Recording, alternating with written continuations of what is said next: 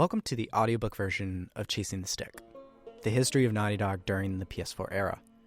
My name is Max Roberts and I wrote this entire history. If you'd like to read it or see any resources I used, you can check everything out at maxfrequency.net. You can look at the show notes for links. If you are listening in a podcast app and it supports chapter markers, this entire file has chapters just like the ebook version. I use and recommend the app Overcast. I hope you enjoy this story. Quote, "We feel that the interactive medium has an untapped potential to touch the feelings of the player. You have that connectivity.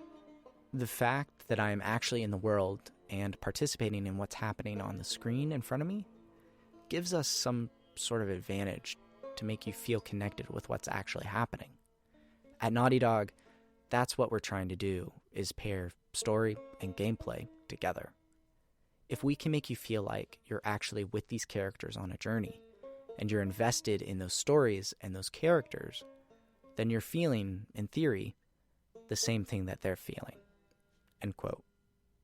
Bruce Straley. Quote, "All men dream, but not equally. Those who dream by night, in the dusty recesses of their minds, wake in the day to find that it was vanity. But the dreamers of the day are dangerous men, for they may act their dream with open eyes to make it possible. This I did." End quote. T.E. Lawrence, used in the opening of Uncharted 3, Drake's Deception. Quote, "After all we've been through, after everything I've done, it can't be for nothing." End quote. Ellie, The Last of Us.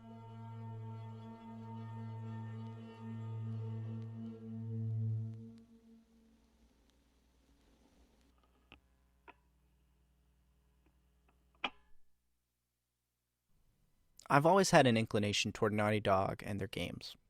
I first saw the Crash Bandicoot games around 2001, 2002 as a first or second grader at a neighbor's house. I was a Nintendo kid growing up, but I liked going over to their house just to play Crash. I thought Crash was cool. Around that same time, the Jak and Daxter games were also being released. I mooched a PS2 off a different neighbor to play bits and pieces of that series. I'd also be introduced to other PlayStation classics like Sly Cooper and Kingdom Hearts.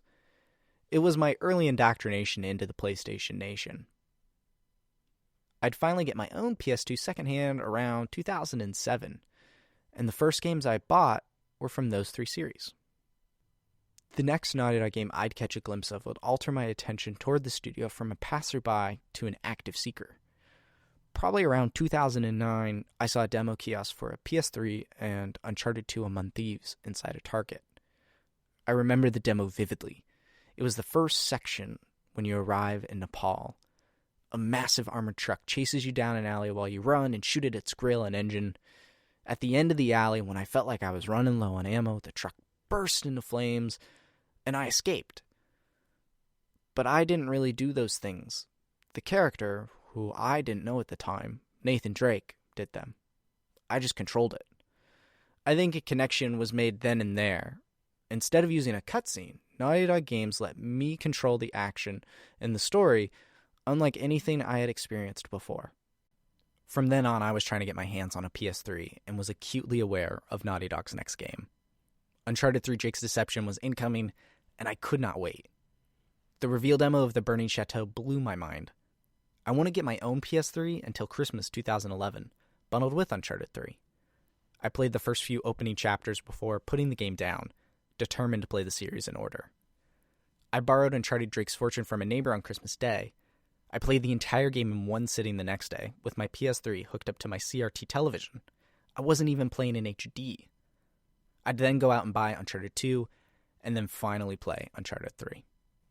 A few weeks prior to that Christmas, on December 10th, 2011, the Spike Video Game Awards revealed Naughty Dog's next game, The Last of Us. Leading into the awards, other teasers were dropped like breadcrumbs. I remember watching the Cordyceps fungus video and seeing the cracked newspaper casing. I was hooked from the get-go before Naughty Dog was even attached to the game. Finally having my own PS3 just a couple of weeks later, I was eagerly anticipating The Last of Us.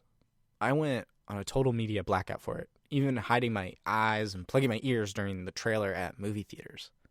Naughty Dog was my reason to own a PS3. I remember reviews for The Last of Us dropped on my birthday in 2013. Reading Colin Moriarty's 10 out of 10 review on IGN was like unwrapping a birthday present. The game launched just over a week later on June 14th, 2013. It is a time I will never forget. I think the powerful allure of Naughty Dog games comes down to their uncanny ability to intertwine gameplay and storytelling. A saying that I've probably heard before but never clicked with me until writing the story is telling it on the stick. Simply put, it's a design decision to tell as much of the story via gameplay as possible, using the joysticks before text boxes or cutscenes to tell the narrative. This actively puts the player in the shoes of the character, creating a unique, empathetic bond. It clicks with the players on an emotional level. It certainly has with me. As The Last of Us Part 2 nears its release on June 19th, 2020, I had an idea to write a history/editorial on the game. I had done so for The Legend of Zelda Breath of the Wild and Super Smash Bros. Ultimate. This seemed like a logical next history piece for me. I love looking back, gathering context, and analyzing how a game came to be. I find it educational and helpful to provide all of that information in one place. My eagerness and drive quickly got the better of me. What started out as an idea to explore the history of The Last of Us Part 2 has, in a Naughty Dog-like fashion, turned into something more ambitious than I anticipated. I want to take a look at Naughty Dog's PS4 legacy, analyze their game design, explore their developmental history, and compile it all into one place. The Last of Us Part 2 didn't just happen out of thin air. It is some of years of hard work, lessons learned, and the tireless pursuit of perfectionism. This is the history of Naughty Dog and their journey with the PS4. Part 1. Introduction. Naughty Dog by the numbers. If you are listening to this as the podcast/audiobook that I made, each of the graphs that I am about to talk about have been used as custom chapter art, which your podcast player may support. If not, you can check out the links in the description or go to maxfrequency.net to see them. I had a thought sometime in early 2020. While thinking about The Last of Us Part 2, it dawned on me how many games Naughty Dog managed to release on the PS4 in the span of nearly 7 years. That thought evolved into a question. How did the rest of Sony's first-party studios stack up in that same window of time? Sony has had a remarkable trend throughout the PS4's lifecycle of delaying first-party titles, giving their developers extra time to make their games better. Regularly, Sony allowed blockbuster titles to be pushed out of the highly coveted holiday shopping season. It seemed that quality was more important than hitting an internally targeted release date. Sony first-party releases bar graph.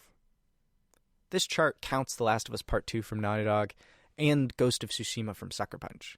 It does not include Horizon Zero Dawn: The Frozen Wilds DLC from Guerrilla. It is important to note that Insomniac was purchased by Sony in 2019, near the end of the generation. Up until the purchase, Insomniac made numerous second-party titles for various platforms of varying quality. Insomniac has released 14 games since 2014, according to Wikipedia, far outpacing any Sony first-party studio. This data focuses solely on their PS4 exclusives during that time. The clear king of output is San Diego Studio, with their annualized MLB The Show series and the one-off game Killstring. Tying Naughty Dog for output is both London Studio and Japan Studio. London Studio released 2 SingStar titles and 2 PlayStation VR games, PSVR Worlds and Blood and Truth.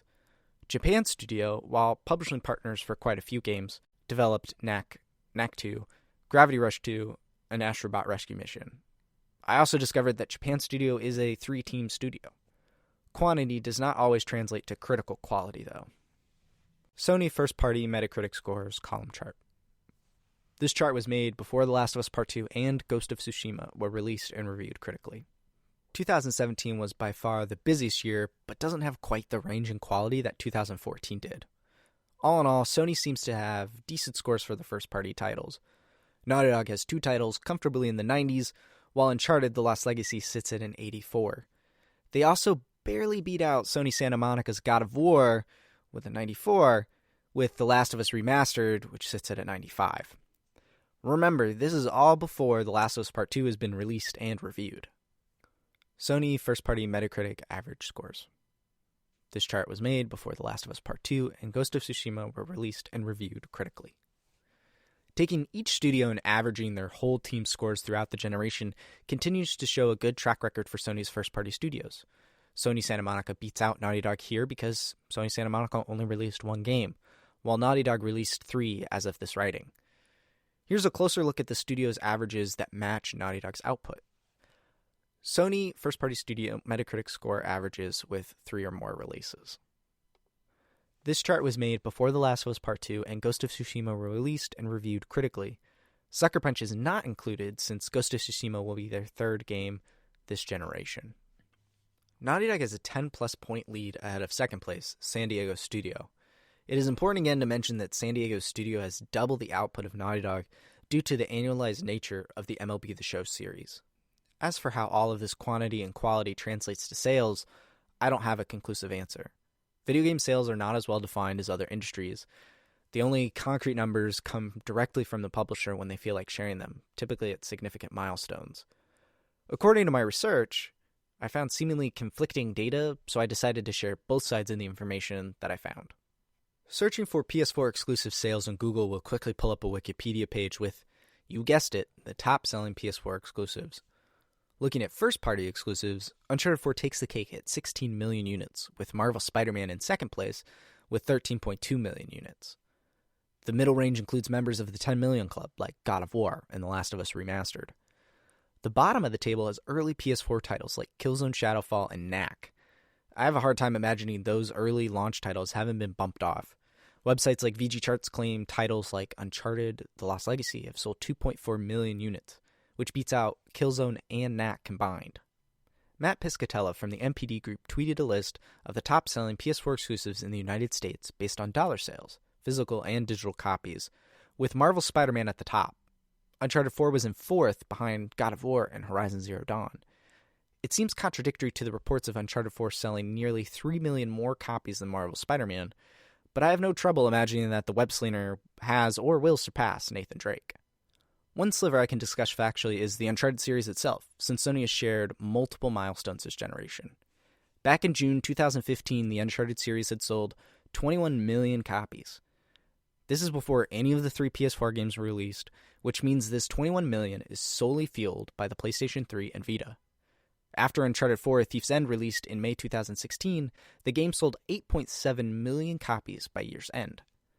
During the 10th anniversary panel at PSX 2017, Naughty Dog and Sony revealed that the entire series had sold 41.7 million copies, including the Nathan Drake Collection and The Lost Legacy.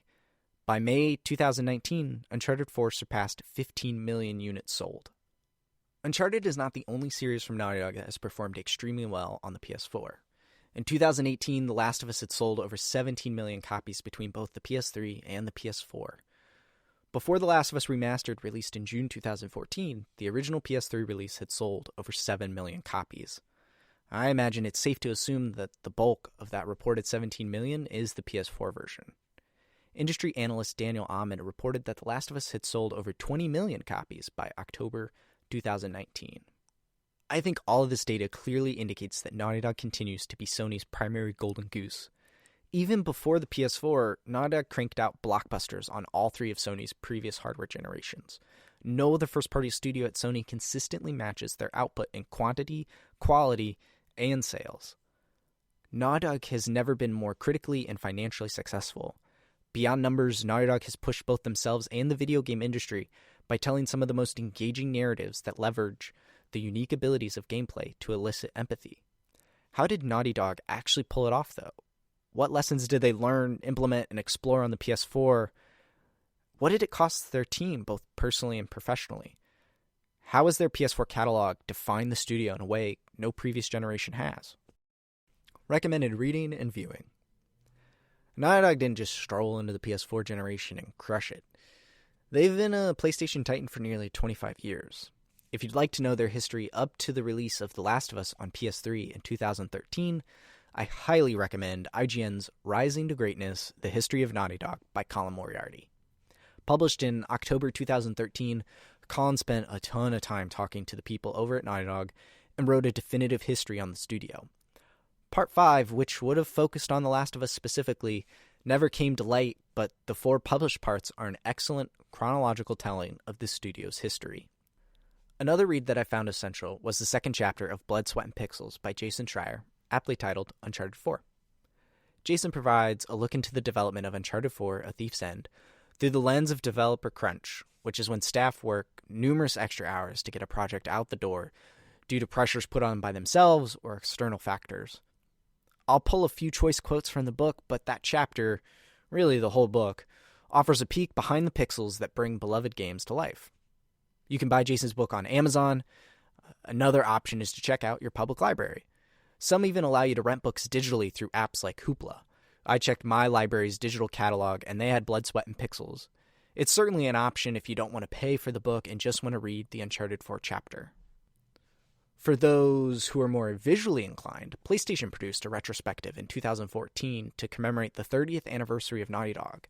It covers the same era as Colin's history, but appears to gloss over some of the tougher times at the studio and has fewer sources. However, it's great to watch and hear the developer speak with accompanying visuals.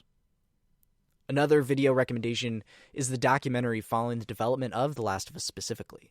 Grounded, The Making of The Last of Us follows Naughty Dog's attempt to be a 2-team studio in the creation of their most critically acclaimed property.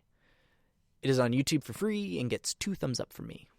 One last bit is this talk that Neil Druckmann gave at the Toronto chapter of the IGDA in 2013 about writing honestly. It sheds light on the creative process and origins of The Last of Us. It is a helpful talk to listen to as it covers the game just before this history really starts.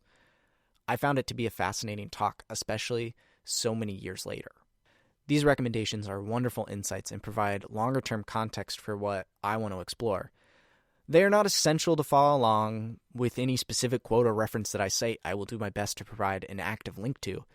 Check out this RSS link to a folder with all of the links that I cite in this piece. Part 2. The Last of Us. 1 foot in and 1 foot out.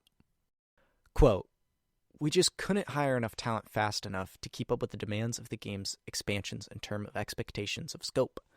At best, maybe we got 1.5 or probably more like 1.25 teams." End quote. Evan Wells, president of Naughty Dog. It is no secret that after Uncharted 2, Naughty Dog tried splitting into 2 development teams so they could co-develop 2 titles and give internal talent a chance to rise up. From the split, Uncharted 2's game director Bruce Straley and lead game designer Neil Druckmann were given the opportunity to make a brand new IP that ended up becoming The Last of Us. The Last of Us released at the tail end of the PS3's life cycle on June 14th, 2013. The PS4 had already been announced earlier that year, with more details coming at E3 2013. The PS4 would launch in North America on November 15th, 2013, just 5 months after The Last of Us released. Despite this end-of-life release for the PS3, The Last of Us was met with unprecedented sales and critical praise. Despite the success of The Last of Us, the 2-team strategy at Naughty Dog was still trying to get off the ground. After the release of Uncharted 3 in November 2011, series creator Amy Hennig was given a small team to begin work on Uncharted 4, the studio's first major PS4 game. The momentum going into the PS4 launch was intense. Uncharted 4 accidentally leaked in a small behind-the-scenes video before The Last of Us even came out. It was not clearly Uncharted due to the characters looking like pirates, but the idea of Naughty Dog's PS4 title certainly helped amplify the next-generation hype machine. There was a through line of excitement for Naughty Dog on the PS4 throughout 2013. Taking lessons garnered through the rough transition from the PS2 to the PS3, Naughty Dog opted to keep the engine they built for Uncharted and The Last of Us for the PS4. Straley said in an interview with Digital Spy in May 2013, quote, "We learned our lesson in saying, as we move into development into next gen, we want to take our current engine, port it immediately over as is and say, okay, we have a great AI system, we have a good rendering system. When does the gameplay, when does the story, when does the world that we need to create, when does this engine hit a wall? Right, now we need to change this part of the engine." End quote. When looking at their catalog of PS4 titles, the engine from 2013 seems far from the engine they have today. I can only imagine the walls they hit when trying to build a game like Uncharted 4. Building it over the course of the generation, though, you can see the foundation that was established with the PS3. On the eve of the PS4 launch, Naughty Dog announced 2 projects: the promised single-player DLC for The Last of Us, and Uncharted on the PS4. I distinctly remember waiting in line at GameStop for my PS4 and watching the Uncharted teaser over choppy cell phone service. The announcements also mark a unique time at the studio when they had 2 publicly announced projects for 2 different platforms/generations. But inside Naughty Dog, one title was getting significantly more attention than the other. Left Behind was originally projected to come out in a December-January timeframe, thanks to a PS blog post detailing the DLC plans for the game. Naughty Dog's first single-player DLC would not get a confirmed release date until mid-January. Left Behind would come out on Valentine's Day in 2014. This small delay would continue the unfortunate trend that began with The Last of Us. All but one new Naughty Dog title this generation would be publicly delayed. After the release of Left Behind, Druckmann and Straley had a brief opportunity to kick around new ideas. One of these was a sequel to The Last of Us. Druckmann had actually pitched the idea for a sequel to Ashley Johnson, the actress who plays Ellie, when pitching the story of Left Behind, which presumably happened back in 2013. By the time Left Behind was done, Druckmann claimed it was a 50-50 shot that there would be a sequel during a Reddit AMA. In an interview with Laura Hudson for Wired that focused on Left Behind, Druckmann was more open about the ideas floating around in his head for a potential sequel. This interview was published on February 18th, 2014, just 4 days after Left Behind released.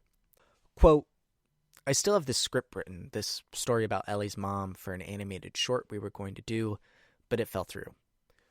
I'd love for that to see the light of day someday, maybe as a DLC or a comic book. We're brainstorming the next Naughty Dog project right now. Some of the ideas are sequel ideas, and some are brand new IP. We're just trying to see where our passions lie.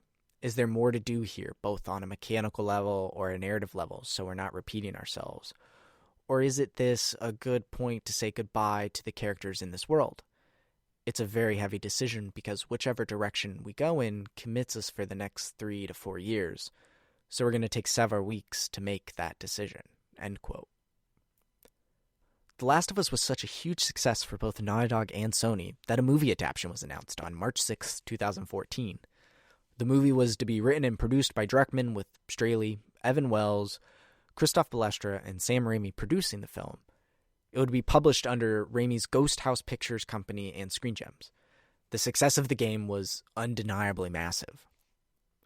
Work on the teaser for The Last of Us Part 2 started around this time. It was filmed later in the summer of 2015, but there was an energy and direction within Naughty Dog to push ahead with a sequel to The Last of Us.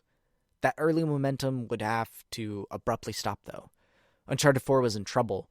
Druckmann, Straley, and the team would not have several weeks to decide what their next project would be. It had already been decided for them. The development of The Last of Us and its DLC would prove to be a bit more demanding than Naughty Dog's vision of running 2 teams simultaneously. The scope, drive, and ultimate success of The Last of Us would be an essential element that would help set the stage for Naughty Dog's PS4 development. The rise of Druckmann and Straley, alongside the inability to give 2 games the attention they deserved, would shape the studio for an entire console generation. Uncharted 4 would quickly become an all-hands-on-deck situation, leaving ideas for the sequel to The Last of Us kicking around for years. In the beginning of March 2014, Amy Hennig left Naughty Dog. It was originally reported on March 4th, 2014 by IGN that she had been ousted by Druckmann and Straley. Naughty Dog co-presidents at the time, Evan Wells and Christoph Balestra, made a public statement vehemently denying this claim. They were responsible for all studio affairs. Hennig's departure shot up a flare for Uncharted 4's development. It was in dire straits and needed a clear vision to finish the game. Druckmann and Straley would step in and try to get the game back on its feet and moving, but they would end up carrying Nate's final adventure across the finish line. Part 3. Uncharted 4, A Thief's End. Fighting the enemy of perfect. Quote, "We couldn't take what was there because that was part of the problem. There was a breakdown in both the gameplay and the story side of things." End quote. Bruce Straley. When it comes to Uncharted 4's development, the book, or rather the chapter, has already been written. As mentioned in the recommended reading section, Jason Schreier dedicated a whole chapter in his first book, Blood, Sweat, and Pixels, to the development crunch that drove Uncharted 4. I don't want to lift everything from that chapter. I highly encourage you to check it out for yourself. Instead of taking Jason's work, which would be illegal, I want to lay out the game's development timeline and then explore the design decisions that Naughty Dog implemented and the lessons they took on. Before fully committing my attention to Uncharted 4, though, I need to talk about Naughty Dog's first PS4 title, The Last of Us Remastered. On April 9th, 2014, just over a month after Hennig's departure, Naughty Dog revealed they were developing their hit PS3 swan song for the PS4. It would include all DLC, including Left Behind, and would take advantage of the new console's power. To hype up the PS4 release, Sony and Naughty Dog held a special one-night live performance of select scenes retelling the game's story. Fans in Santa Monica, California, could attend in person, where a special epilogue was performed exclusively for them. For the rest of the world, Sony streamed the event live, ending the stream before the epilogue. At the time, Druckmann said that the epilogue was solely written for the live audience that evening and would not be considered canon. You can read about the epilogue here if you wish. Porting The Last of Us to the PS4 gave Naughty Dog a chance to port their PS3 engine over to PS4, like they had discussed in early 2013. This likely helped the team familiarize themselves with the PS4 architecture and prepare to push themselves with Uncharted 4. Porting The Last of Us was no cakewalk, though. In an interview with Edge magazine in May 2014, Druckmann said, quote, "I wish we had a button that was like, turn on PS4 mode. But no, we expected it to be hell, and it was hell. Just getting an image on screen, even an inferior one with the shadows broken, the lighting broken, and with it crashing every 30 seconds, that took a long time. These engineers are some of the best in the industry, and they optimized the game so much for the PS3's SPU specifically. It was optimized on a binary level, but after shifting those things over to PS4, you have to go back to the high level, make sure the game systems are intact, and optimize it again." End quote. The history of Uncharted 4. When Hennig left in March 2014, it thrust Druckmann and Straley into the lead roles for the game. The project needed a clear vision and decisive leadership. Large chunks of Hennig's story were cut, and gameplay systems were whittled down to a core group of mechanics. The next time the public would see anything from Uncharted 4 would be at E3 2014, where another teaser would be shown off. This teaser actually showed Nate washed up on some beach with narration from both himself and his lifelong partner Sully about getting back into the treasure hunting game one last time. It certainly set a somber mood and gave the world a 2015 release window. After E3, Naughty Dog's next target was to get a demo ready for public eyes. The venue chosen was the first PlayStation Experience, also known as PSX. On December 7th, 2014, Straley kicked off the showcase with a live 15-minute demo of Uncharted 4. It certainly was a live demo since Nate fell through the floor of the game world, resulting in a death and respawn. When watching the demo today, it's impressive to see how much of the demo ended up in the final game 2 years later. Beyond broad strokes, the structure of this specific combat encounter is the same. Most of the quips that Nate says stayed put. The grappling hook was an exciting addition that showed off both combat and navigational versatility. Climbing, a pillar of Uncharted's game design, showed more user fidelity by allowing players to have Nate reach out in any direction with striking fluidity.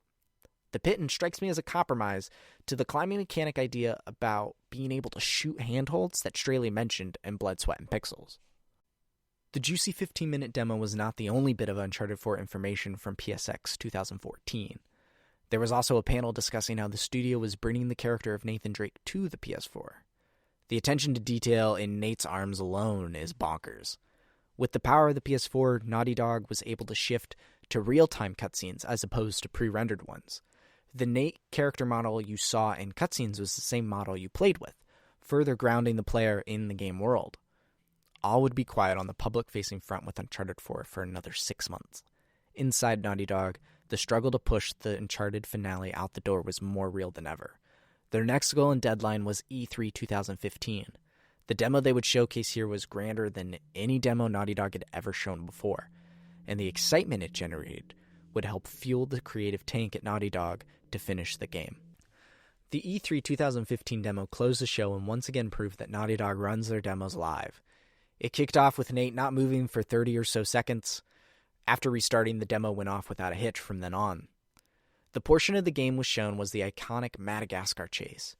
Going from shootout to a car chase, introducing driving into the series for the first time, the demo was thrilling top to bottom. The Behind Closed Doors demo at E3 continued the set piece into the caravan and motorcycle chase. Naughty Dog would stream and release that portion of the gameplay to the public in July, feeding the hype of fans even more. The Madagascar chase works extremely well both as an Uncharted set piece and as a demo for press and fans. It ups the ante for the franchise thanks to the power of the PS4 and all the experience under Naughty Dog's belt. It has a wonderful sense of escalation.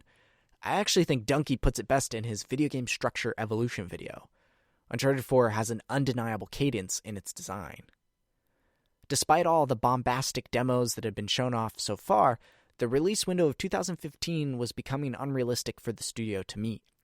On August 31st, 2015, Uncharted 4 was given a new release date of March 18th, 2016.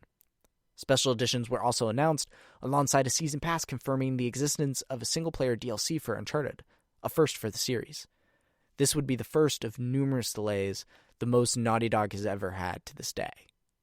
October 2015 would prove to be a substantial month for the franchise as a whole. The Nathan Drake collection was released on October 7th, 2015. Remastered ports of the first 3 games were done by Bluepoint Games instead of Naughty Dog. This would help tide fans over and open up millions of new PS4 owners to the series. On October 16th, 2015, Nathan Drake's actor, Nolan North, finished all of his motion capture for the game and brought an end to his role as the star of one of PlayStation's marquee franchises. This was a significant milestone for the game and for Nolan. The game's multiplayer mode was revealed toward the end of the month, letting fans take a peek at the other half of Uncharted 4. Both PSX 2015 and the Game Awards were coming up in December during the same week, and it proved to be a good time to, once again, sound the drum for public hype as the game's release date was fast approaching. At the Game Awards on December 3rd, 2015, a new character was revealed in a stylish cinematic and a snazzy trailer composed of quick cuts and action scenes from the 2 previous demos.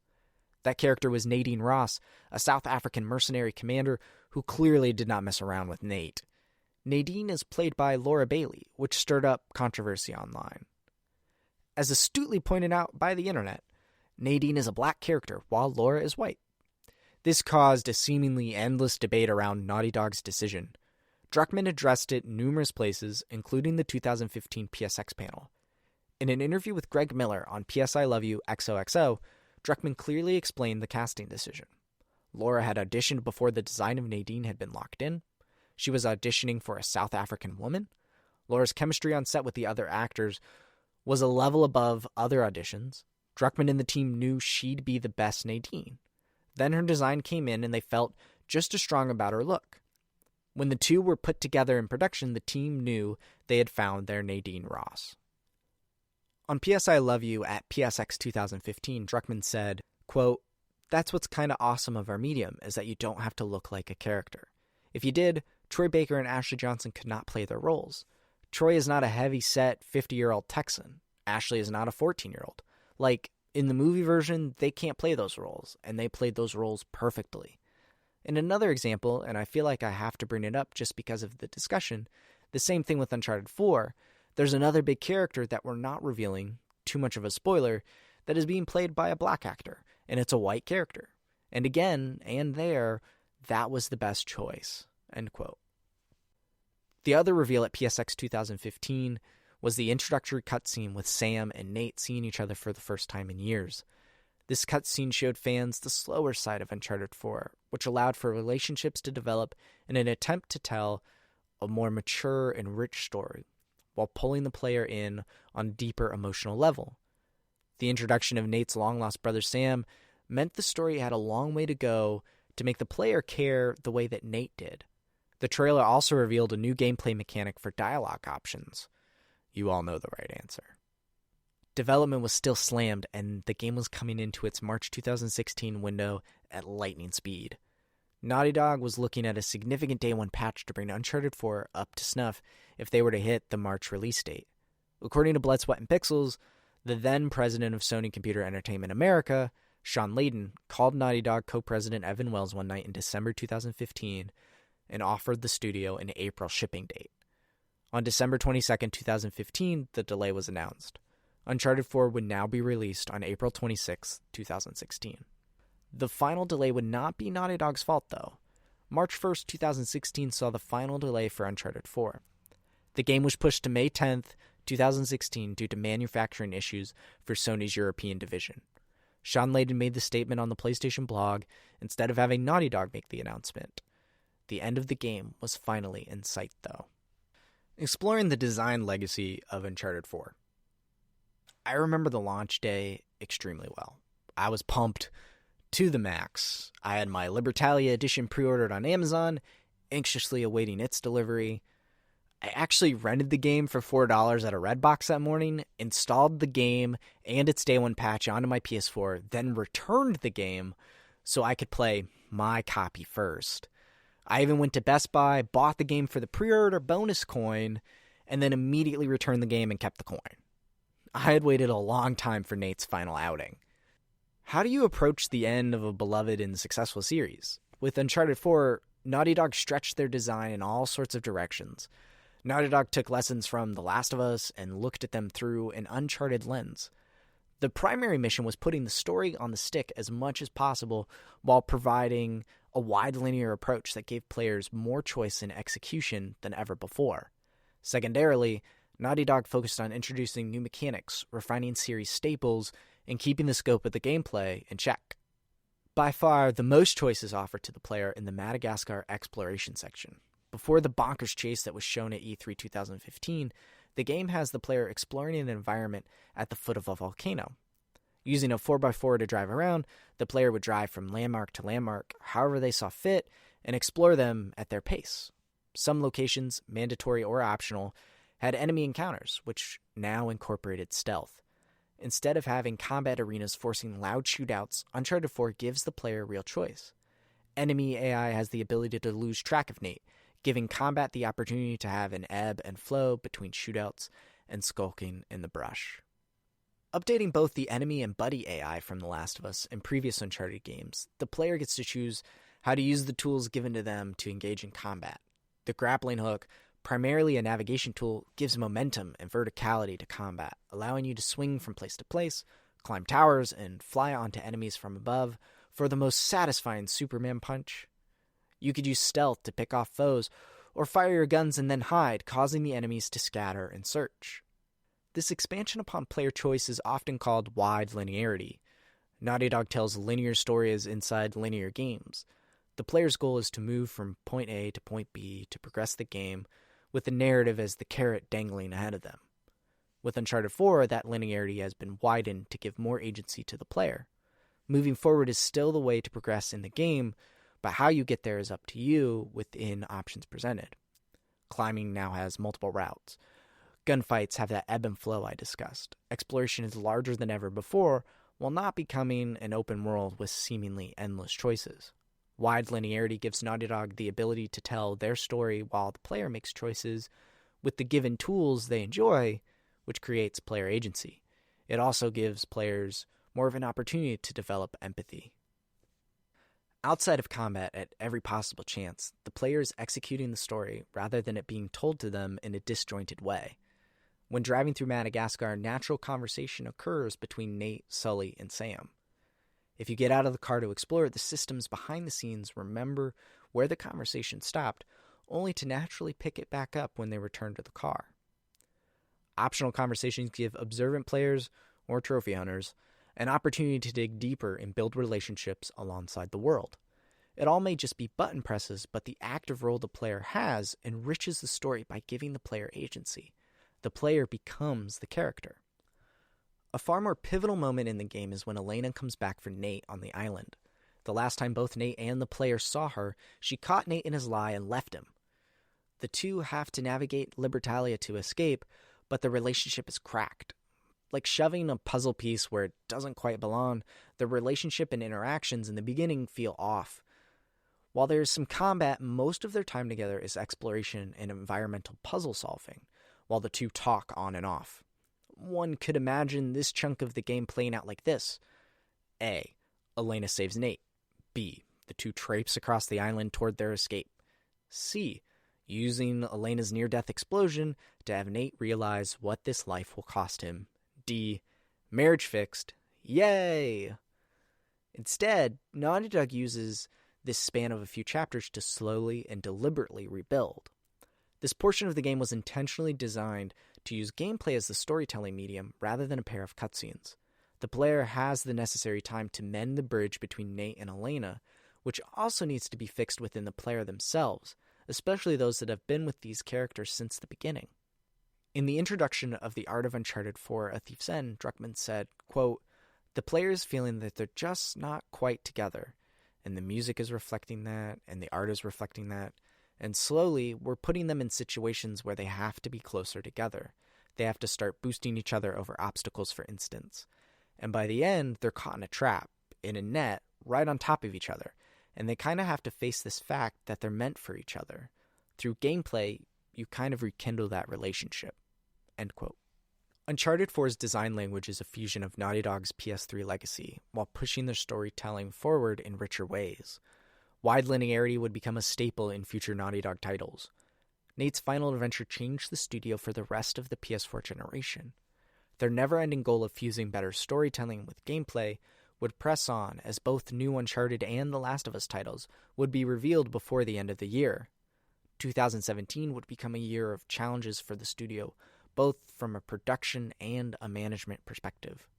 Studio leadership would change in a way that it hadn't since the studio co-founders Jason Rubin and Andy Gavin left the company in 2004. Allegations of sexual harassment would be brought to light.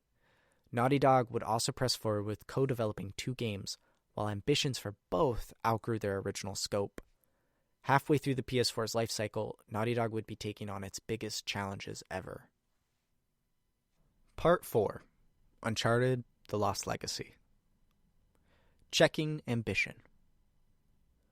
Quote, "Sometimes we have a design idea that's so unusual that it could support the story in a better way than a cutscene. So we find a way to incorporate it into the story, no matter what the complexity and the cost." End quote. Marianne Hayden. After the long-awaited release of Uncharted 4, Naughty Dog began prototyping their next 2 titles, according to Jason Schreier in Blood, Sweat, and Pixels. Looking at game director Kurt Marginow's LinkedIn profile indicates that the prototype phase for Uncharted: The Lost Legacy started right after Uncharted 4. It is incredibly impressive that The Lost Legacy would go from prototype to release 15 months later. Fans would not have to wait long to learn what was happening inside Naughty Dog. A reveal would happen at PSX 2016. The show would open with the reveal of The Lost Legacy. Ironically, it was the intro of the game itself, with its leading lady donning a shroud. Chloe Fraser was the star, with Nadine Ross as her partner, and the game appeared to take place in India. It was also revealed to be a standalone game, indicating a scope far outside DLC for Uncharted 4. The Season Pass for Uncharted 4, which cost $25, was removed from digital stores on December 13th after Naughty Dog gave fans a heads up. Fans could lock in the digital version of The Lost Legacy at the cheaper price if they bought the pass before then. As Sean Layden closed the PSX 2016 presentation, he left fans with that special "one more thing" moment. Quote, "The game is in early development, super early, but the team behind it wanted to share this with you guys today. This is from their updated engine, running on PS4. All I'm going to say is thank you for coming, and enjoy." End quote. Sean stated before the teaser rolled. I knew immediately when the teaser started that it was another Naughty Dog game, or so I wrote on my old blog, but I didn't expect it to be The Last of Us Part 2. It was an extremely exciting weekend to have 2 new Naughty Dog games announced. The Lost Legacy seemed to outgrow the confinements of only being the previously announced single-player DLC for Uncharted 4. As for The Last of Us Part 2, Druckmann took to the PlayStation blog to give fans a post regarding the announcement. Quote, "While a sequel may have seemed like a foregone conclusion, that wasn't the case. We knew that it needed to be a story worth telling, and perhaps, more importantly, a story worthy of Joel and Ellie. After spending years on different ideas and almost giving up, we finally uncovered a story that felt special, a story that evolved into an epic journey. It's still early days for the project. The game's release is a ways off. but we couldn't wait any longer to give you a glimpse of what's to come," end quote, Druckmann said. That night, video game news site Kotaku broke a story that Straley would not be returning to direct The Last of Us Part 2. Written by Jason Schreier, sources claimed that Straley would be taking a year-long sabbatical. Sony would provide a statement the following morning on December 4th, 2016, confirming that Straley was taking some, quote, much-deserved time off, end quote. The beginning of 2017 was quiet as the studio worked away on 2 new games. Uncharted 4 reached 8.7 million copies sold in just 7 months. It wouldn't be until March 2017 that news from the kennel would start to roll out for the year. On March 8th, 2017, co-president Christoph Balestra announced his retirement from Naughty Dog via a blog post. He would officially leave on April 3rd, 2017. Balestra was one of the 2 developers assigned the co-president title when Jason Rubin and Andy Gavin left in 2004. Balestra had started at Naughty Dog in 2002. Evan Wells would be the sole president of Naughty Dog going forward. A week after Balestra's departure in April, Naughty Dog announced the release date and price for The Lost Legacy. Fans would be able to play Chloe and Nadine's adventure in short time when it launched on August 22nd, 2017 for $40.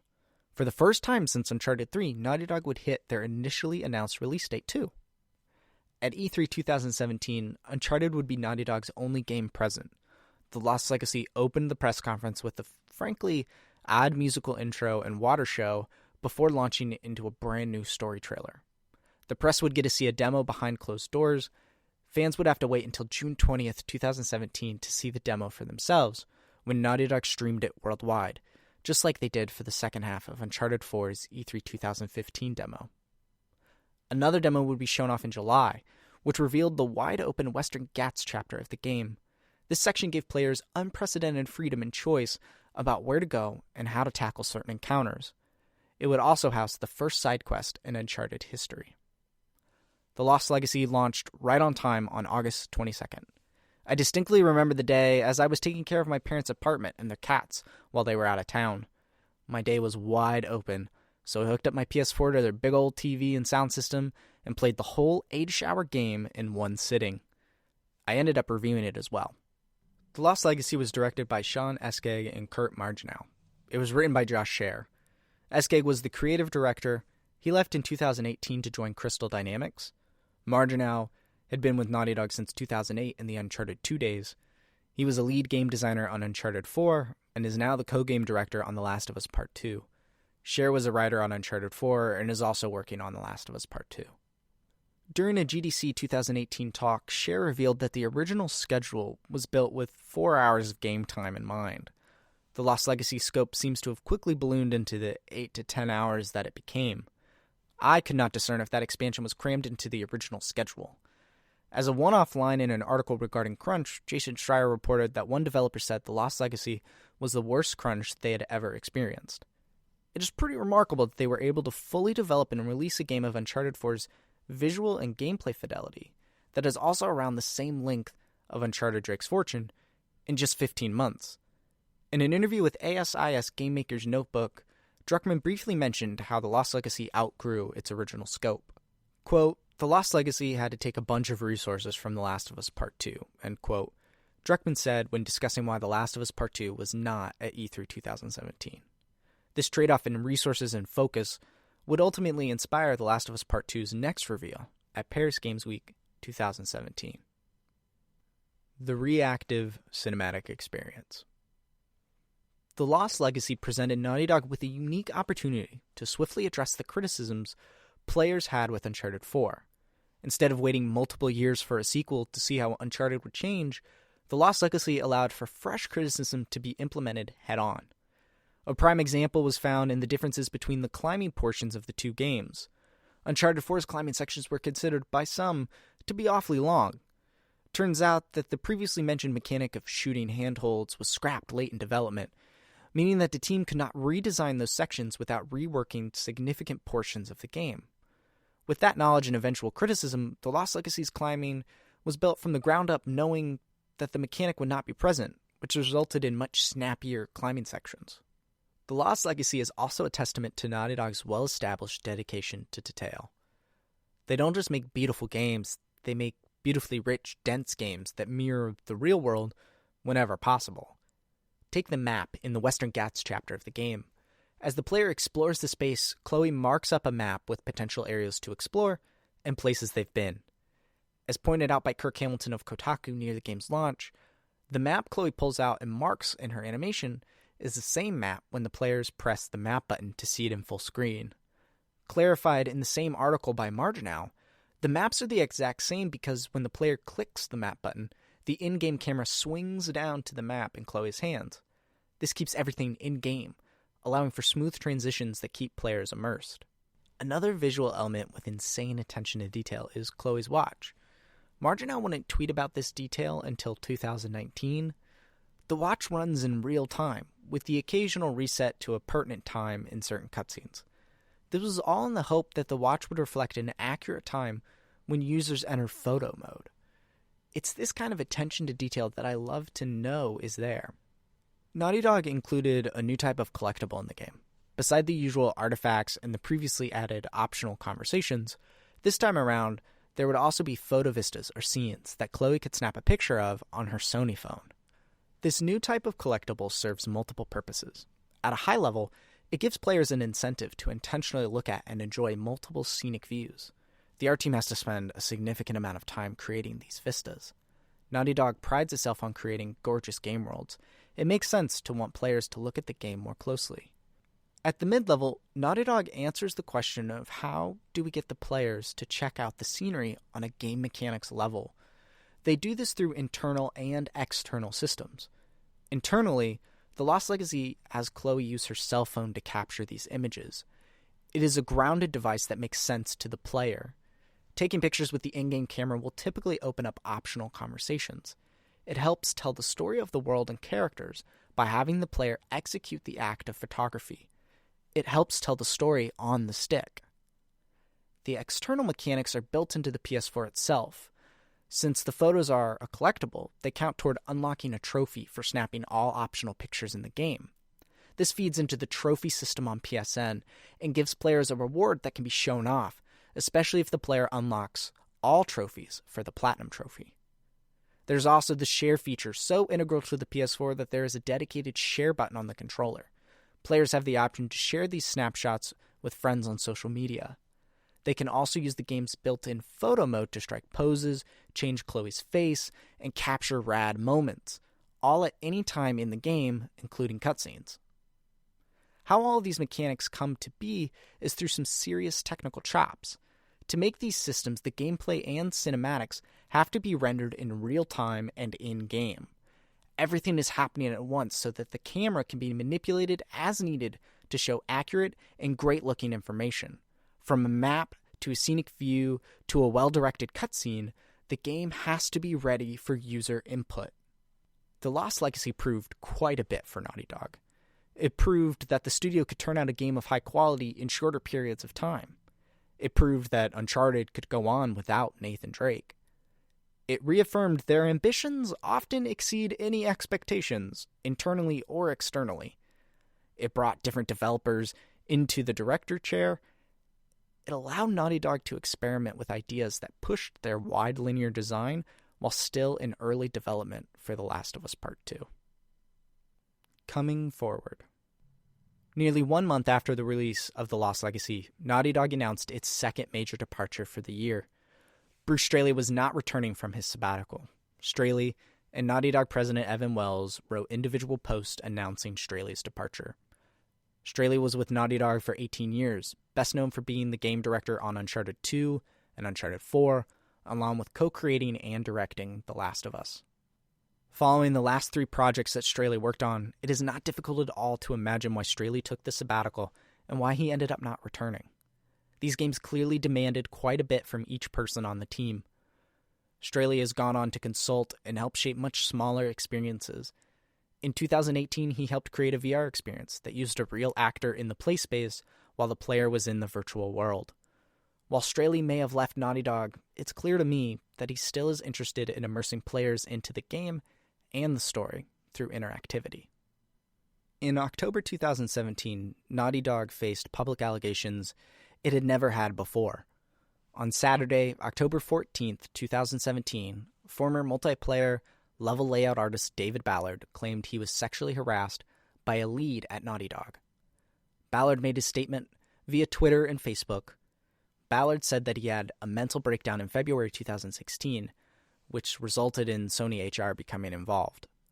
When Ballard told HR about the harassment, Ballard said he was promptly fired the next day and was offered $20,000 to agree to the termination and not discuss it with anyone.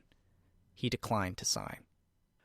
The next day, Sunday, October 15th, Naughty Dog made a statement in response. Naughty Dog said they had found no evidence that Ballard had reported harassment in any way, both at Naughty Dog and at Sony. The company also said they have, and always will, take reports like these seriously, as they value every single one of their employees. The following day, Jason Schreier published an article with 3 Naughty Dog sources speaking under the promise of anonymity. All 3 employees that Jason spoke to had not heard about Ballard's allegations until he made them public. These employees confirmed Ballard's mental breakdown at work. They even claimed he sent a hostile email to another artist while copying the entire company on it. Ballard gave a response at the end of October to the website The Sixth Axis.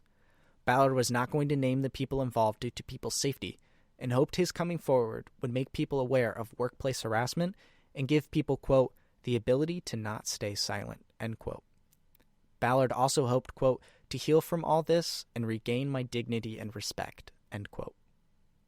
7 months later, in May 2018, Ballard would speak out again, this time naming his harasser and the other people involved. Ballard tweeted on May 7, 2018, stating that 2.5 years after the harassment and prompt firing, that he still did not feel like he had, quote, dignity and respect because of it, end quote. 3 days later, Ballard named his harasser. Ballard claimed it was Robert Cogburn, a lead game designer with a focus on multiplayer layout. Cogburn had left Naughty Dog in January 2018. Ballard also named former co-president Balestra for accusing Ballard of wanting to fire Cogburn. Ballard also named the Sony HR employee whom he told about the harassment. I could find no other statement made from either party after this. Ballard's LinkedIn profile does suggest a timeline where his unemployment does not entirely line up with the claimed 17 months in his original statement. From June 2016 through August 2016, he worked as an artist at Turbo Button for a Google Daydream VR title. From November 2017 to May 2018, he worked at Giant Squid as a game designer. In January 2019, he started at Amazon Game Studios, where, as of this writing, he currently works. 2017 was a year of highs and lows for Naughty Dog. Multiple leaders left the company while new developers rose to the challenge to continue enriching the studio's legacy. One project would go from conception to release, while another began a fuller, longer, more difficult development. The future of Naughty Dog and the PS4 would be slowly built out over the remaining 3 to 4 years of the PS4's life cycle. The sequel to their last-generation masterpiece and swan song would take center stage. It was time for The Last of Us Part 2. Part 5. The Last of Us Part 2. Managing the Kennel. Quote, it's hard to describe the immense pressure of following up the first game. End quote. Neil Druckmann. Before jumping into 2018, I want to touch on some developments for The Last of Us Part 2 that I either glossed over or skipped while talking about The Lost Legacy. Specifically, a key hire that the company made back in July 2016, just 2 short months after releasing Uncharted 4. Hallie Gross was hired to be the co-writer of The Last of Us Part 2. Gross has written episodes of HBO's Westworld and TNT's adaptation of Snowpiercer. The earliest inklings of her working at Naughty Dog are a string of funny tweets with model weapons for motion capture. Gross would officially announce her involvement with the project when the game was revealed at PSX 2016. The PSX 2016 teaser was also paired with a PSX panel, hosted by Greg Miller featuring Neil Druckmann, Ashley Johnson, and Troy Baker. The panel was a great move to give fans tiny bits of information for a game so early in development. Druckmann shared the story of when he pitched both the Left Behind DLC and his idea for The Last of Us Part 2. It shows us how early an idea can come around. By no means will this initial pitch be the entire story fans will experience in the final game. Druckmann said as much in an interview with Luke Winkie for Variety on June 13th, 2018. Quote, "I fooled myself thinking that I had a good idea when they were all really bad. So I'm glad we got to take a break with Uncharted 4, so I could take a break for an extra 3 years to think about these characters and what kind of story would complement the first one well. The first ideas were very plot-driven and focused on some surface stuff, and I lost sight of what made the first game special. This very core, primal idea of unconditional love a parent has for their child. We didn't have a clean idea. It was just a bunch of plot points and twists," end quote, Druckmann said.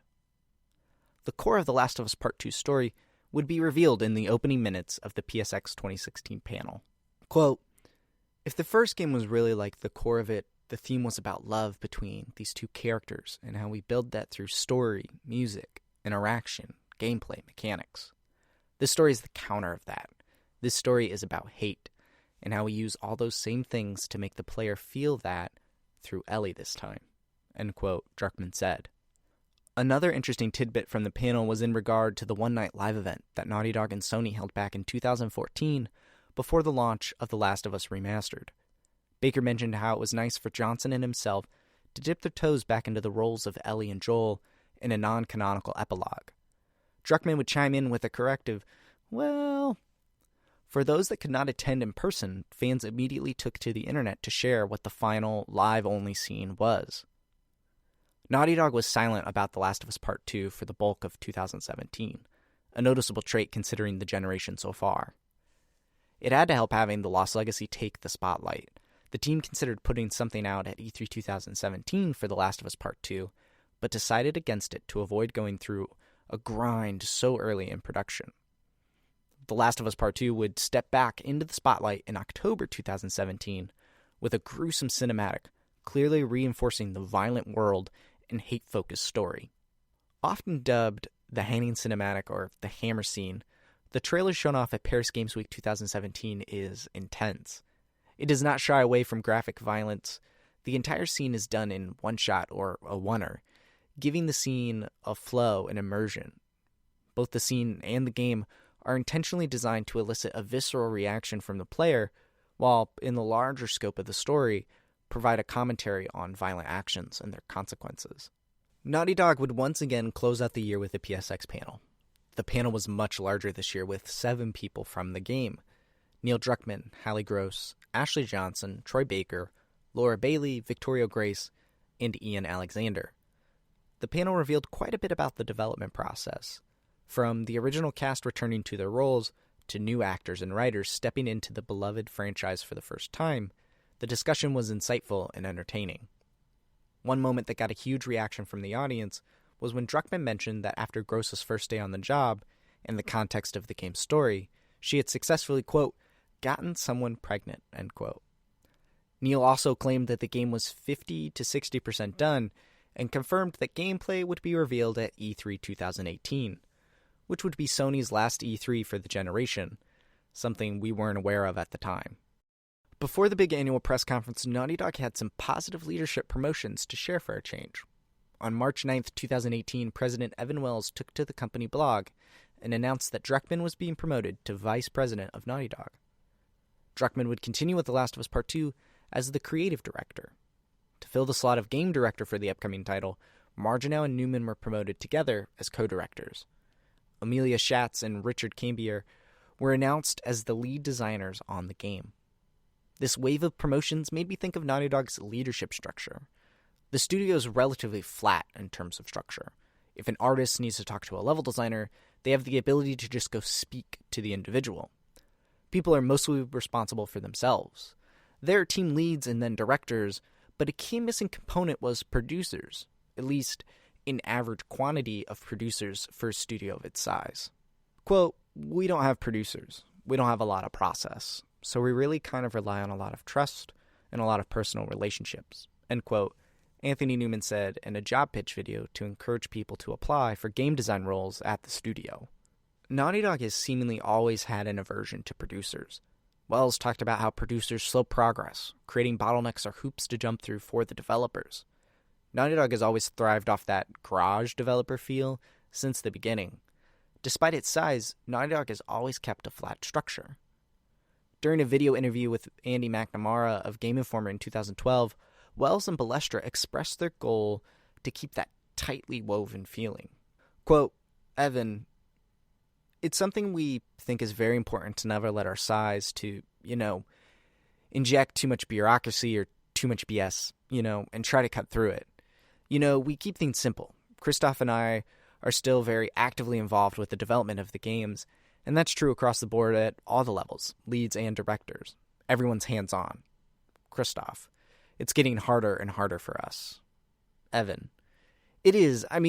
We got an amazing team, but I think by allowing everybody to do what got them into this industry in the first place, what they're passionate about, and not just sort of burdening them with a ton of management responsibilities and sort of taking the joy out of their job, it allows us to keep that spark going. End quote. Even after Uncharted 4's brutal development cycle, Wells defended the studio's lack of producers. Quote, producers become a crutch, where it's someone else's job to make that communication. We want people to get out of their chair and get the help they need immediately. End quote.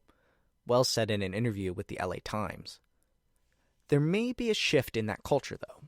During the development of The Last of Us Part 2, Druckmann tweeted out praise for their producers. The studio definitely has them now, but presumably not as large of a team as other AAA developers. It is a small but mighty team. People are expected to handle themselves. Jason even describes it in Blood, Sweat, and Pixels. Quote, it was an unorthodox management style, which was something of a tradition at the studio behind Uncharted.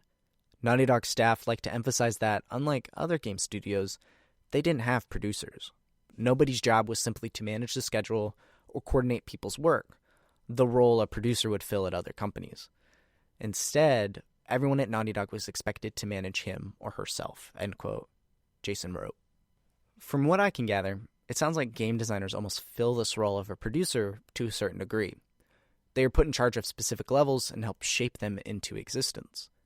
It makes sense with the studio's primary goal being to marry storytelling and gameplay.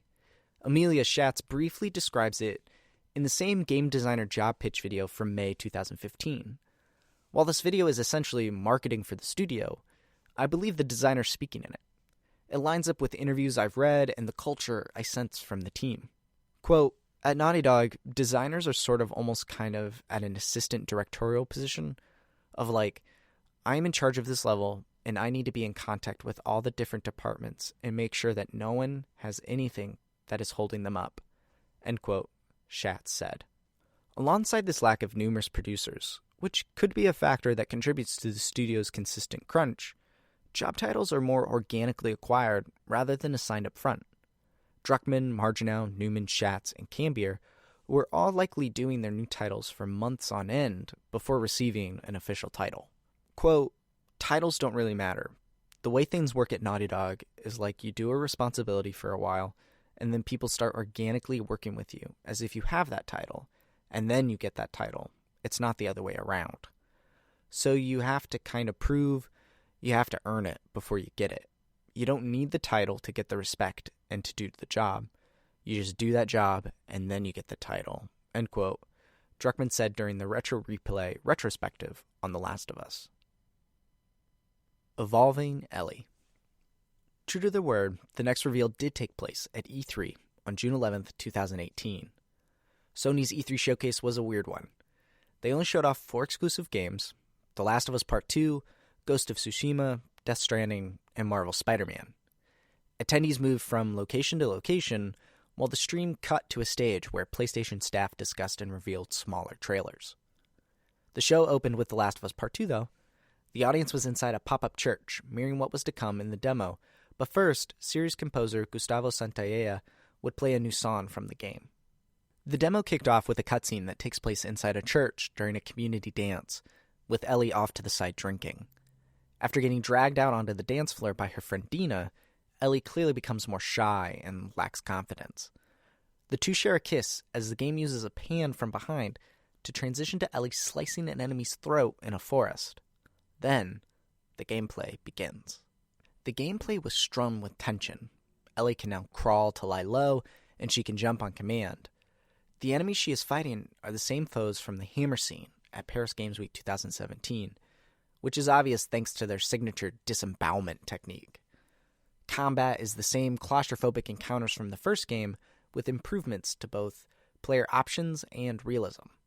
Ellie can hide under cars, but her enemies can look under cars and drag her out. No place felt safe in the demo. The enemies each had their own names and called out specifically to one another.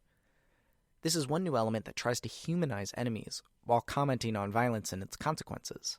These characters have lives, friends, and families in this world, even if they are trying to kill you. The gameplay portion ends with Ellie taking out 4 people inside a small shop. The player can now squeeze Ellie through tight spaces for quick flanks and to escape enemies in pursuit. Players may also craft explosive arrows. The gameplay ended with a bang, to say the least.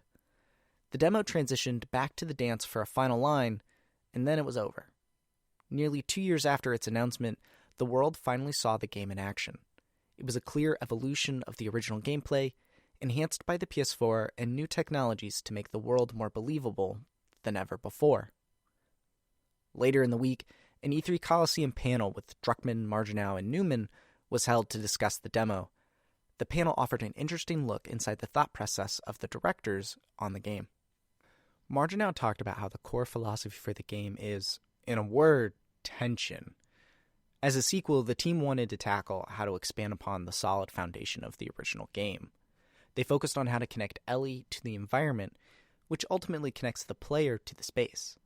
By allowing Ellie to squeeze in tight spaces and lie down in tall grass, the world gains a more tangible feel. The team also looked at how a person of Ellie's stature would handle themselves in close-range melee combat. Players can now use a dodge in fights.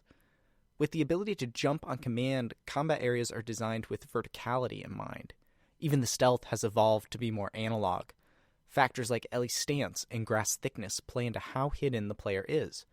On paper, it reminds me of Metal Gear Solid 3 Snake Eater's take on stealth, which had a percentage that changed based on terrain and what camouflage you equipped. The enemy AI was also enhanced to lean into this grounded game world. Besides each enemy having their own name, they communicate via whistling. When spotted, the information on your location spreads out through their whistles. All the enemies in a space are not immediately locked in on your location. We would later learn that all characters even have a heartbeat, which impacts the rate of breathing and sound effects that characters produce. All of this is done for the sake of immersion and realism. Quote, every kind of new element we add, we're really focused on having a lot of elegance, having few mechanics that deliver a lot of options that really increase the dimensionality of the gameplay space, end quote, Newman said during the panel. Outside of the intricacies of the demo itself, Naughty Dog had also been tailoring its reveals to create an arc. Each reveal built upon the previous one, slowly revealing tiny bits of the game. Compared to Uncharted's bombastic demos and reveals, this methodical approach of what to reveal and what not to reveal was different for Naughty Dog.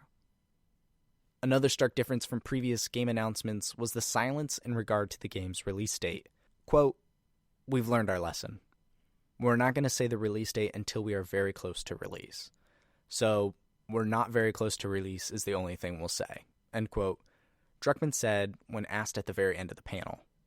Release would be just over 2 years away from that statement, but unfortunately, the lesson didn't pan out in the end. I imagine the team was filled with excitement and energy generated by the demo, just like they were with Uncharted 4. It would propel them through the remainder of 2018 and into the new year. After E3 2018, Naughty Dog was a tiny bit more open about the development process for the game. On December 21st, 2018, Druckmann tweeted out about how they had shot the, quote, most complicated and heart-wrenching scene, end quote, that Naughty Dog had ever made. Even Johnson chimed in before the Christmas holiday to comment on how heavy the week's shoot was. 4 months later, the team would shoot both the final scene for the game and conclude shooting the cinematics. For the bulk of 2019, major developments were not revealed. With Sony skipping E3 2019, it wouldn't be until September 24th, 2019, that the proverbial Tommy's Dam of information would burst. On that day, Sony aired a State of Play video, where a new trailer closed out the show. Continuing the tailored arc for the reveals, the trailer picks up the day after Ellie and Dina dance and kiss. It showed off new gameplay and finally revealed Joel, who had not been seen since the original teaser, where no one even saw his face. The trailer closed with a release date of February 21st, 2020. Druckmann published a blog post both on the PlayStation blog and on Naughty Dog's site, detailing the game's various additions and a smidge about the game itself. The Last of Us Part 2 is the studio's most ambitious title ever, making it the longest and largest game to date. The game is so large that it may span 2 Blu-ray discs, like Red Dead Redemption 2 and Final Fantasy VII Remake. 2 days later, on September 26, the press shared their previews for the 3-hour demo that they got to play while the State of Play was airing. Even PlayStation shared an Inside the Demo video for fans around the world to watch. Key takeaways from the new demo were new enemy types, both humans and infected. Human enemies can now have dogs that follow Ellie's scent. New and improved infected types were shown off too. The new is the Shambler, which chases Ellie down and bursts a cloud of spores. The improved is a Stalker, which shows up as a mini boss fight inside a garage. A shocking reveal was the fact that the game would not include the Factions multiplayer mode from the first game. As press previews rolled out, the lack of a multiplayer mode was slowly confirmed. The Last of Us Part 2 would be the first Naughty Dog game in 11 years that would not include an online multiplayer mode. Later in the day, Naughty Dog tweeted out the following statement. Quote, "We wanted to address multiplayer in The Last of Us Part 2. As we stated, the single-player campaign is far and away the most ambitious project Naughty Dog has ever undertaken. Likewise, as development began on the evolution of our Factions mode from The Last of Us Part 1, the vision of the team grew beyond an additional mode that could be included with our enormous single-player campaign. Wanting to support both visions, we made the difficult choice that The Last of Us Part 2 would not include an online mode. However, you will eventually experience the fruits of our team's online ambition, but not as a part of The Last of Us Part 2. When and where it will be realized is still to be determined, but rest assured, we are as big a fan of Faction as the rest of our community and are excited to share more when it's ready." End quote. Bruce Straley would even chime in via Twitter on the next day. Straley said he knows the ambition of both the single-player and multiplayer for The Last of Us Part 2, and the separation and delay for Factions would be worth the wait. Naughty Dog themselves provided an inkling of what that ambition was in a multiplayer design pitch video they published in October 2017, well into the development of The Last of Us Part 2. Quote, "What we don't want is multiplayer to feel like a mode. We want it to be almost its own game, its own experience. It might start with an idea world, or an idea of a mechanic, or even more recently, a certain feeling that we're after. And then we will explore, okay, what kind of world can evoke that feeling? What kind of mechanics can evoke that feeling? What kind of psychological situations can we put multiple people in that speak back to the theme of what we're after?" End quote, Druckmann said. When I hear them pursuing a certain feeling, it takes me back to the original Factions multiplayer when the game launched. The multiplayer excelled at creating tension. When thinking about Naughty Dog's driving force of connecting the player to a story and experience through the controller, it's easy and exciting to entertain all the possibilities. It is interesting to think how the scope of Factions could have grown. Games are growing larger year by year, not just Naughty Dog games either, so it's not surprising that The Last of Us Part 2 would be cut into 2 experiences to possibly avoid even more crunch to hit the February 2020 deadline and allow the team to, frankly, make more money by presumably selling both games individually. In the end, The Last of Us Part 2 will have cost millions of dollars and working hours to create. Unfortunately, Naughty Dog would not be able to keep their goal of sticking with the announced release date when the game was near completion. On October 24th, 2019, a month after the release date announcement, Naughty Dog delayed The Last of Us Part 2 to May 29th, 2020. Quote, "As we were closing out sections of the game that we realized we simply didn't have enough time to bring the entire game up to a level of polish we would call Naughty Dog quality. At this point, we were faced with 2 options: compromise parts of the game or get more time. We went with the latter, and this new release date allows us to finish everything to our level of satisfaction while also reducing stress on the team," end quote, Druckmann wrote in the blog post.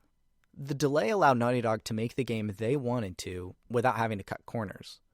Jason Schreier reports that more crunch happens because of delays. In his story, which was spawned after the delay of Cyberpunk 2077 and the Avengers game in January 2020, Jason even mentions The Last of Us Part 2, citing Naughty Dog's, quote, workaholic, end quote, tendencies.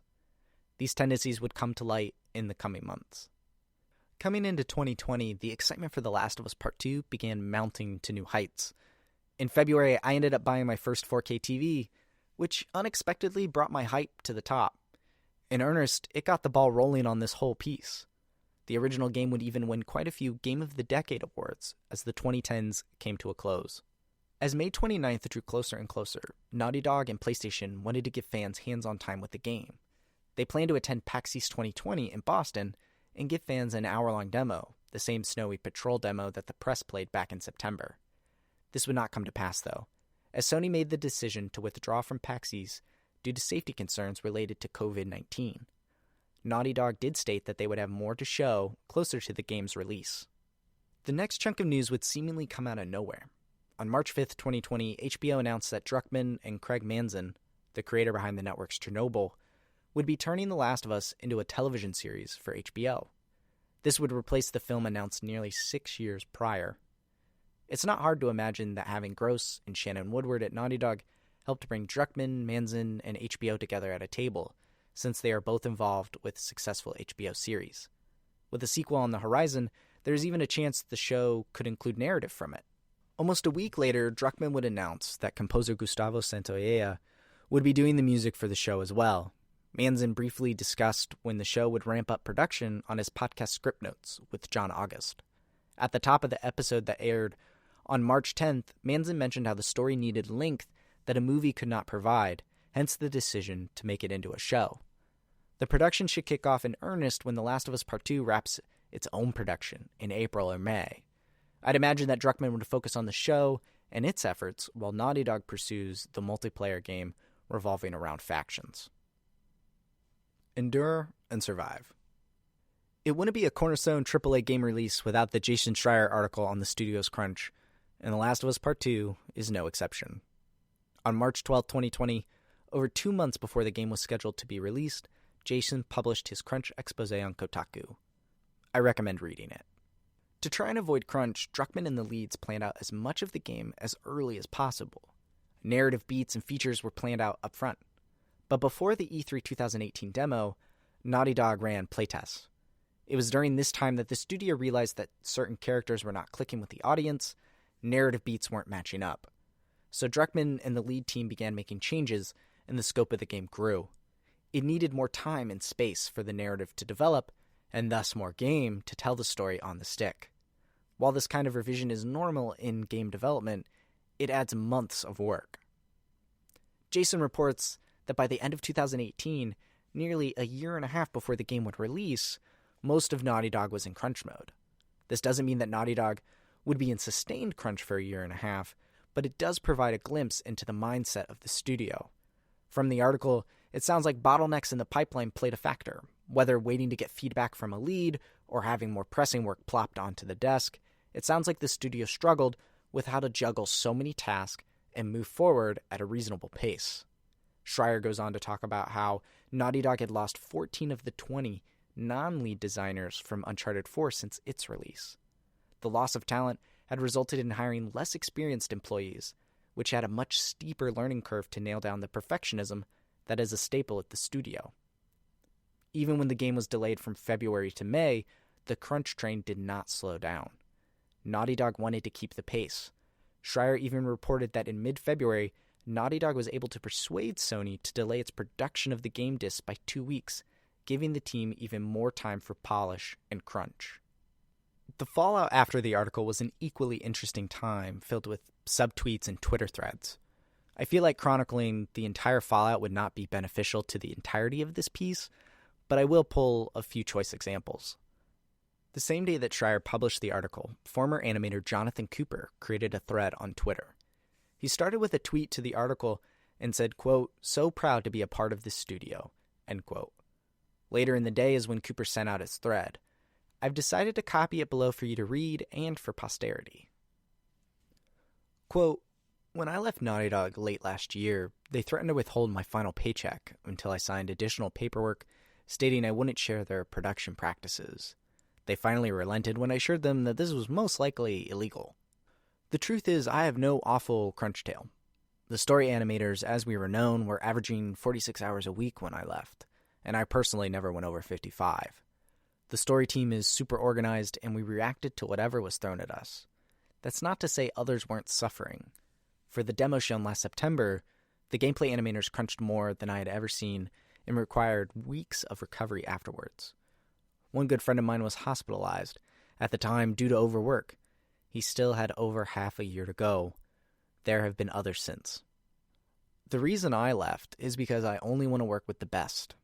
That is no longer Naughty Dog. Their reputation for crunch within LA is so bad, it was near impossible to hire seasoned contract game animators to close out the project.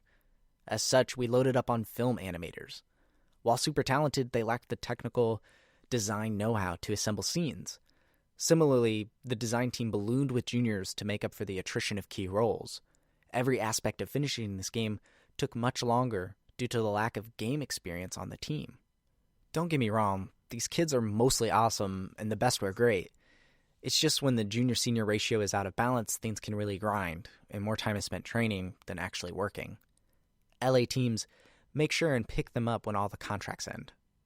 Contract work is a huge part of the LA ecosystem to ship large games. Unlike game design, there's a thriving animation industry here, and seasoned animators can, often, choose their projects. Most of the contract story animators quit last year. Those that don't can be at ND for 2-3 projects, with pauses in between, and while paid overtime, never receive benefits or the security of a full-time gig. This is the way the industry is moving, so workers need more protection rather than the carrot of a full-time job, quote, one day, end quote. There are ND stories worse than this, but like everything on my Twitter, I'm focusing on animation. For The Last of Us Part 2 fans, the game should turn out great with industry-leading animation. I would just not recommend anyone work at Naughty Dog until they prioritize talent retention. Ultimately, ND's linear games have a formula, and they focus test the shit out of them. While talented, their success is due in large part to Sony's deep pockets funding delays rather than skill alone. A more senior team would have shipped The Last of Us Part 2 a year ago, end quote. Cooper's tweets drew a lot of attention, particularly the comment on a more senior team being able to put out The Last of Us Part 2 a year sooner. This lent credence to Schreier's reporting about so many employees that worked on Uncharted 4 leaving since its release. Cooper had celebrated his 5-year anniversary at Naughty Dog just 1 year prior in March 2019. He planned on staying as long as they let him continue to push the envelope in video game animation. Cooper left later that year. Over the next 2 days, Druckmann made a couple of not-so-subtle but positive tweets about the studio's animation team and the production team. Other Naughty Dog employees chimed in too, all seeming proud of their work and their team members. This is a part where chronicling the responses would be tedious and feeds into the "you had to be there" vibe this kind of social network dialogue creates. Cooper even threw up some more tweets, and the cycle continued. To be frank, I've been writing this editorial since February 2020. Therefore, any developments on The Last of Us Part 2 after that time get incorporated where needed. Schreier's story on the crunch for this game is a prime example. Crunch is a very difficult thing to hear and read about. It must be 100 times more so to experience it firsthand. I struggled with Schreier's article. I had really bought into the idea that the studio had mitigated their crunch this time around with the lessons I had read about from Uncharted 4. As a fan, I want the studio to succeed in making yet another marquee title for PlayStation. I also want the people to have a healthy work-life balance. I'm no producer. I struggled with balancing work and personal life for years during college when I was hired as a freelance guide writer for IGN. I so desperately wanted to make it there and would sacrifice time to make sure players knew how to collect in-game items in a timely manner pleasing to the SEO gods. I once lost a save file early in the evening and decided to drink a few cans of Red Bull to stay up through the night and recapture and play the game so I could be back where I needed to be for the next day. I think most creative people crunch on some level. Schreier did for his first book. It can be a rush in smaller chunks. This is pebbles compared to creating a multi-million-dollar video game over the course of years. I also struggle with the fact it seems to be the developer's choice to work overtime and stay later due to a drive to make the game better. I believe some also feel peer pressure, seeing other members staying late and them making a decision to leave work sooner. If that person is making that choice, then they will have to live with the consequences that fall out from it. Maybe someone needs to make the choice for the team, though. Maybe it is time for Naughty Dog to actively decide when to close the doors for the day and tackle the game tomorrow. Hopefully, as this generation comes to a close, Naughty Dog can use the PS5 and their next project to create a fresh slate for a healthier, creative environment, one that helps employees balance their job and personal life while creating personally satisfying projects that build upon Naughty Dog's legacy. Unfortunately, the reach and impact of COVID-19 went much further than PAX East. On April 2nd, 2020, Sony announced that The Last of Us Part 2 would be delayed indefinitely. Citing logistics, such as printing discs and shipping them, Sony made the call to postpone the release so that the game could launch physically and digitally simultaneously. Naughty Dog published their own statement as well. From both Naughty Dog's statement and additional reporting from Schreier, it does sound like the studio was on track for the May 29th release date, despite having to work from home to practice physical distancing due to COVID-19. Sony did release new screenshots shortly after the announcement, but then removed them in the evening. News sites put them up before they vanished, though. They significantly showed off Joel, who had been in limited coverage before. The following day, on April 3rd, Druckmann made an appearance on the PlayStation Blogcast for a brief chat with Sid Schumann. Druckmann shared insight behind the studio's reasons not to release a demo and how the team was adapting to working from home. Not even a week later, Sony actually removed the game from the PlayStation Store and began refunding customers their pre-orders.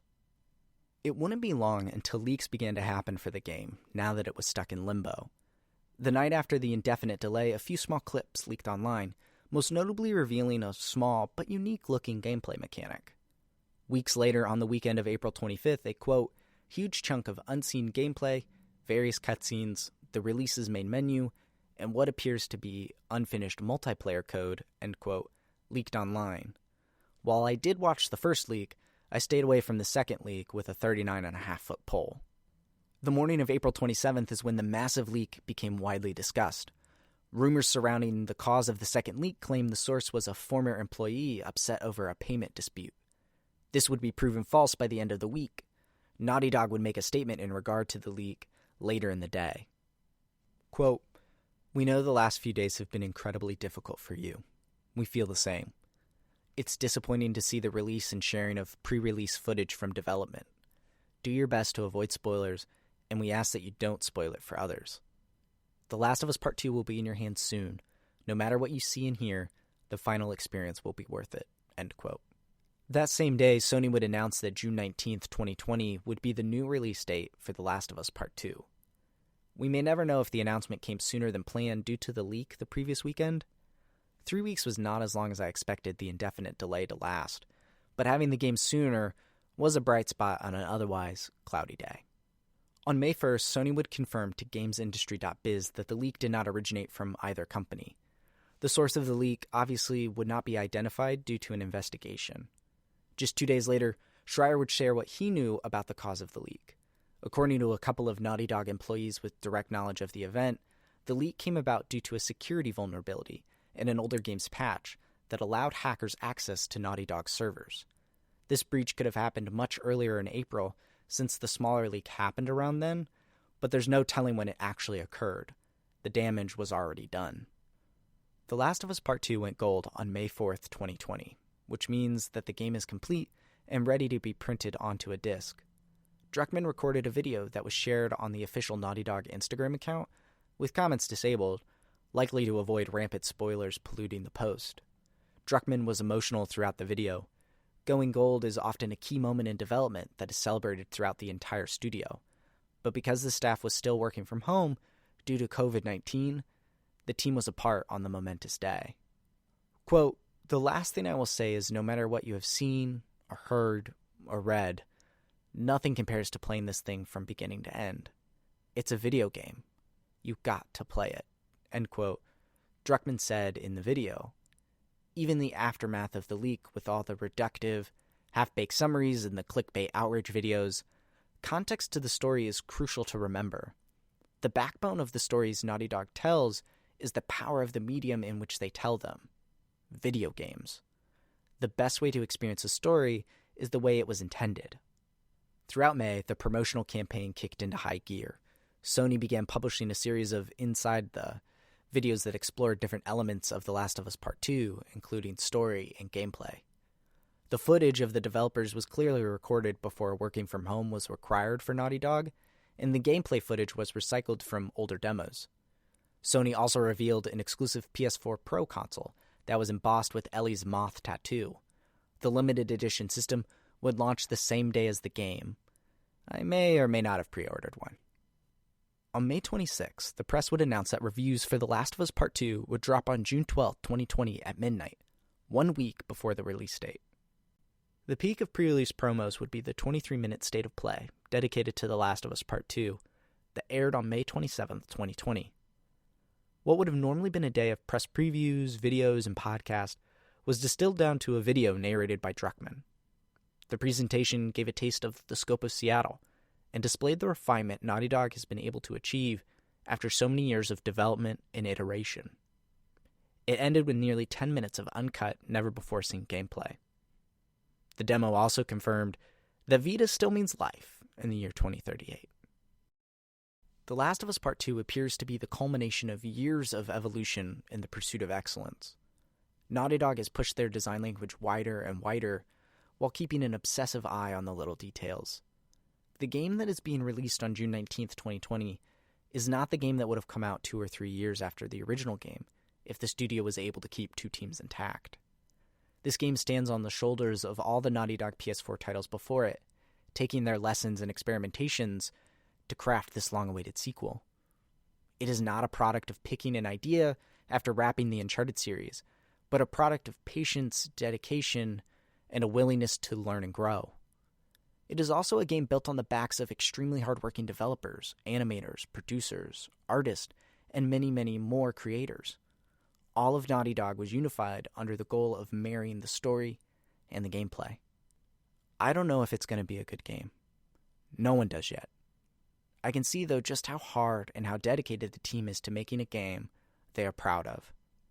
I admire that. Part 6. Conclusion. The next generation. Quote, games have all the complexities of film and television narrative, but on top of that, they have this added layer, this beautiful challenge, but also bonus of integrating gameplay and thinking about the person's experience in the moment to moment.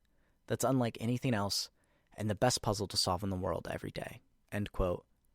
Hallie Gross. So what's next for Naughty Dog?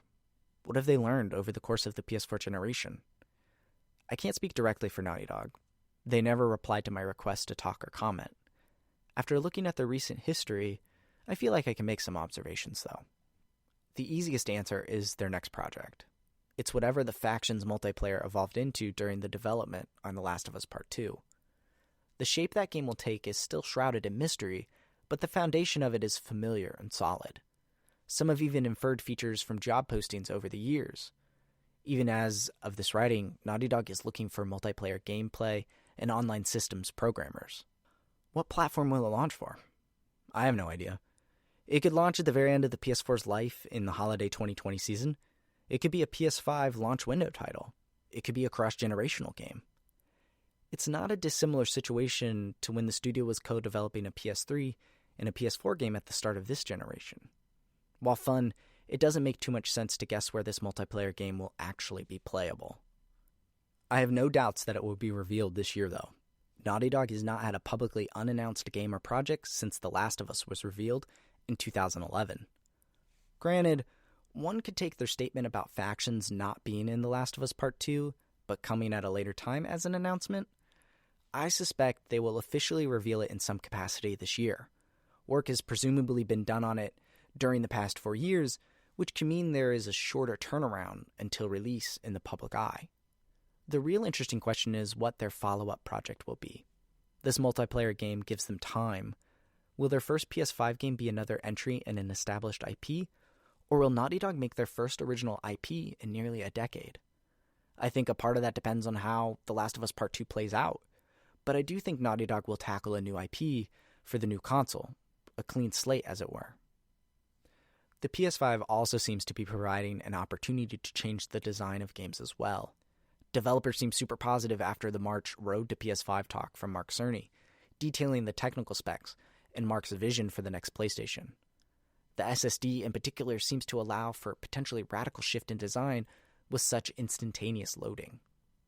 Quote, the SSD in the PS5 and all the associated I/O hardware is going to fundamentally change how we design video games by removing limitations we've been working around the last 2 gens, end quote, Newman tweeted out following the talk.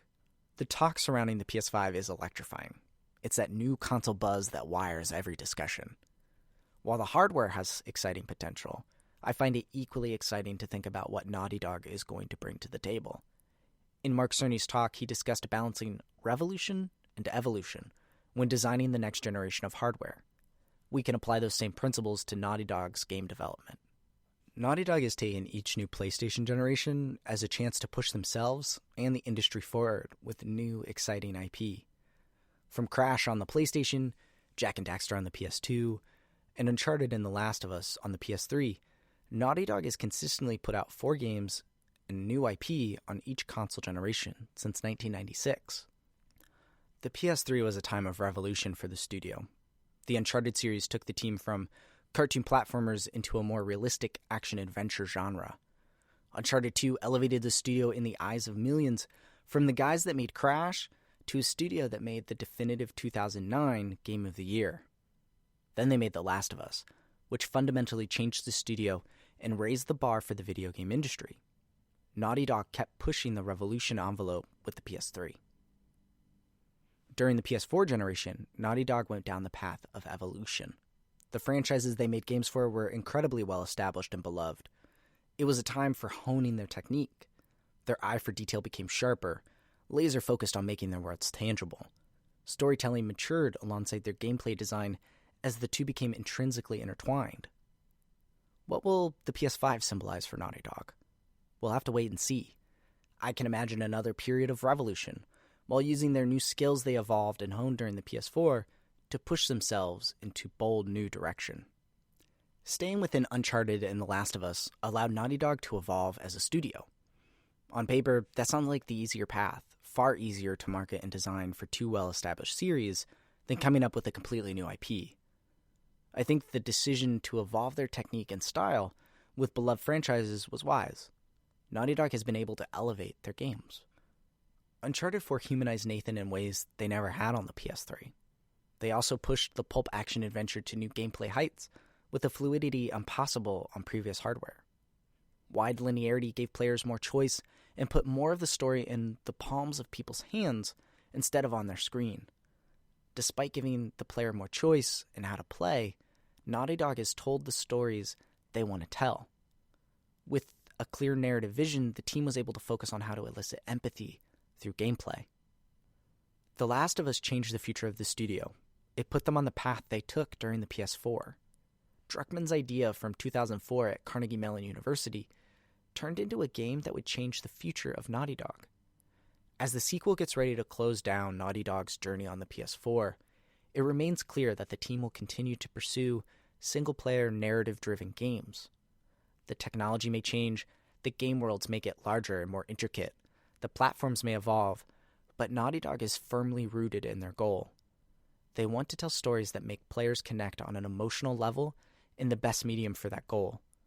The interactivity of games brings people into the stories on a subconscious level. Naughty Dog is in constant pursuit of enriching and strengthening that connection. Throughout the PS4 generation, Naughty Dog has also attempted to mitigate their notorious crunch. The balance of planning ahead and sticking to that plan is thrown off from actively learning what works in a game during the course of production and a seemingly endless flood of ideas and inspirations. It has been an undeniably successful console cycle for the studio, but the long-term sustainability has been a question welling up with each subsequent release. From the frantic, rough development of Uncharted 4 to the generation-long process of creating a sequel to their most successful game, crunch has been woven into the DNA of each game. It is an important element to remember. With the PS5 on the horizon, the studio's future seems bright. The infectious excitement of new hardware has caught onto the possibilities for the future games Naughty Dog will make. It is a hopeful time that some sort of balance with crunch can be achieved. It is an encouraging time to see so much hard work and sacrifice pay off, both critically and commercially. They appear stronger than ever. They are making unparalleled games. They are industry leaders. They are Naughty Dog. They will never stop chasing the stick.